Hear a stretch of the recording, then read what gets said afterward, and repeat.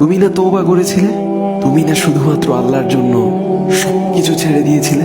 বুঝতে পেরেছিলে কোথায় তোমার আসল ঠিকানা? ভুলে গেছ? আবার কোন পাপ তোমায় গ্রাস করে নিল? তুমি তো সেই যে নিজের পাপের প্রতি অনুতপ্ত হয়ে সিজদায় পড়ে অঝরে কেঁদেছিলে। তাহলে আবার কেন দুনিয়ার ধোকায় পড়ে গেলে? কেন ভুলে গেলে কোথায় তোমার আসল গন্তব্য? তুমি কি হার মেনে নিয়েছো নফসের কাছে? তুমি এত দুর্বল? ভুলে গেছো তুমি কার বান্দা? কে তোমার রব? তোমার রব তো সর্বশক্তিমান। সর্বশক্তিমানের বান্দা আবার কখনো দুর্বল হয় নাকি?